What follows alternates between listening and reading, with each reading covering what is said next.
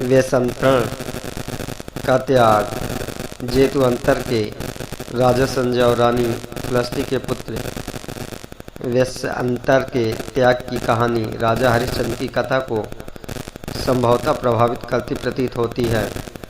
कहा जाता है कि मात्र 8 वर्ष की आयु में वेशंतर ने महान दान की जब प्रतिज्ञा ली थी, तभी पृथ्वी प्रकंपित हो उठी थी। 16 वर्ष की आयु में उसका विवाह मद्दी से हुआ। उसके जाली नामक पुत्र और कल्ह जीना नामक पुत्री थी। उन्हीं दिनों कलिंग राज में भयंकर सूखे का प्रकोप हुआ। लोग अन्न और जल के लिए त्राहि त्राहि कर उठे। जब वहाँ के राजा को यह ज्ञात हुआ कि जेतु अंतर राज्य में एक ऐसा सफ़ेद हाथी था जिसकी उपस्थिति मात्र से इच्छा अनुसार बारिश होती है, उसे कलिंग राज के 8 ब्राह्मण जेतु अंतर पहुँचे। जब उन्हें उस हाथी के स्वामी वेशंतर की दान वीरता का ज्ञान हुआ तो वे वेशंतर के पास जा पहुँचे और उन्होंने वेशंतर से हाथी मांगा। दानवीर वेशंतर ने उसकी याचिका सहर्ष स्वीकार की। इनके हाथी को कलिंग के ब्राह्मणों को सौंप दिया। उस शुभ हाथी के दान दिए जाने की खबर से जेतु अंतर की प्रजा अत्यंत खिन्न और क्रोधित थी। लोग दौड़ते हुए राजा के पास पहुँचे, वेशंतर को दंडित करने को कहा। जब राजा संजय ने वेशंतर को वनवास का आदेश दिया, वेशंतर के लाख मना करने के बावजूद भी उसकी पत्नी मद्दी भी पति का साथ देने के लिए वनवास को तैयार हुई। अंततः वेशंतर अपनी पत्नी और बच्चों के साथ 4 घोड़ों के एक रथ पर सवार वन को प्रस्थान कर गया। मार्ग में उसे 4 लोभी ब्राह्मण मिले जिन्होंने वेशंतर से उनके चारों घोड़ों को मांगा। वेशंतर ने उन्हें भी अपने घोड़े साहस से दिए। जब वह स्वयं ही रथ खींचने की तैयारी करने लगा, तब उसकी सहायता के लिए 4 यक्ष लाल हिरणों के रूप में वहां उपस्थित हुए और वेशंतर के रथ को खींचते हुए जंगल की ओर बढ़े। तभी मार्ग में एक ब्राह्मण भिक्षु प्रकट हुआ। उसने वेशंतर के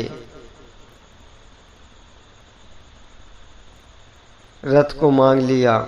दान में वेशंतर ने रथ दे दिया और मद्दी गोद में बच्चों को लिए पैदल ही वन की ओर बढ़ते रहे। कहा जाता है कि धूप की तपिश से उन्हें बचाने के लिए बादल उनके ऊपर छत बनकर चलता रहा। जब उन्हें भूख लगती तो फलों से लदे पेड़ झुक झुक कर उन्हें फल प्रदान करते रहे। जब उन्हें प्यास लगती तो कमल के जलाशय उनके सामने स्वतः प्रकट हो उसी प्यास और उनकी प्यास बुझाते। अंततः उनकी यात्रा की परिसमाप्ति वंकगिरी के वन पहुंचकर हुई, जहां विश्वकर्मा ने उनके लिए एक कुटिया का निर्माण कर रखा था। वेशंतर का प्रताप इतना महान था कि कोई भी जंगली या हिंसक जानवर उनकी कुटिया के आसपास भटकता भी नहीं था। इस तरह वन में विहार करते उनके 4 महीने खुशी खुशी निकल गए। एक दिन जब मद्दी भोजन इकट्ठा करने वन में कहीं दूर चली गई थी और कुटिया के बाहर बच्चे खेल रहे थे, तभी जुजका नाम का एक उस वृद्ध को जवान पत्नी का घर के काम काज आदि कराने के लिए दासों की आवश्यकता थी। अंततः उसने वृद्ध जजुका को वेशांतर के बच्चों को दान में लाने के लिए भेजा था, क्योंकि वेशांतर के त्याग की चर्चा सर्वव्याप्त थी। जुजिका ने वेशांतर से उनके दोनों बेटों को दान में मांग लिया और लाटाओं से उन बच्चों के हाथ पैर बांध बड़ी बेदर्दी से मारता पीटता और घसीटता अपने मार्ग पर बढ़ गया। देर शाम को जब मद्दी लौटी तब बच्चों को कुटिया में न पाकर रोटी पीटी उसने वेशांतर से उनका पता पूछा, किंतु उत्तर में वेशांतर मौन ही रहा। हाँ, दूसरे दिन वेशांतर ने जुजिका ब्राह्मण द्वारा बच्चों के ले जाने की सूचना दी, क्योंकि उस समय तक मद्दी बच्चों के वियोग को सहन करने में सक्षम हो चुकी थी। मद्दी ने भी जब पति की दानशीलता की प्रशंसा की, वेशांतर के इस महान त्याग से पृथ्वी कंपित हो उठी और साथ ही सीनेरू पर्वत भी हिल उठा, जिससे शक्य भी चौंक उठे और एक सन्यासी का वेश बना। वेशांतर की दान पारंगत की परीक्षा लेने उसकी कुटिया पर आधम के वहां उन्होंने वेशांतर से उनकी पत्नी को दान में मांगा। वेशांतर ने मद्दी को भी दान में दे दिया। मद्दी के हृदय से भी आह या क्रोध का कोई शब्द नहीं फूटा। शक्य के लिए भी वेशांतर का त्याग पूज्य था।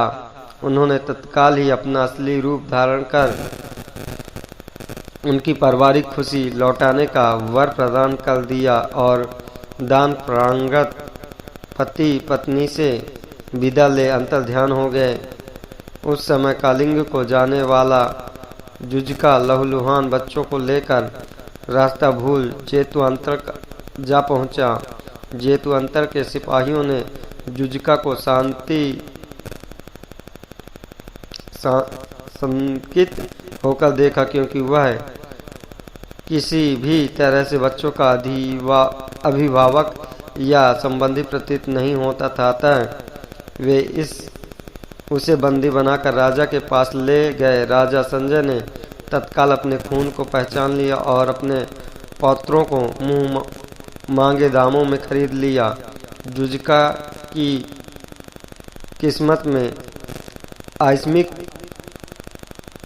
धनागम का भोग नहीं लिखा था, क्योंकि दूसरे दिन ही जरूरत से बहुत ज़्यादा भोजन करने के कारण उसकी मृत्यु हो गई। उसी दिन वह सफ़ेद हाथी भी कालिंग छोड़ वापस जेतुअंतर आ पहुंचा। राजा अपने सिपाहियों को साथ वंकगिरी जा युवराज वेशांतर और मद्दी को वापस अपने राज्य में ले आया। नमो बुद्धाय।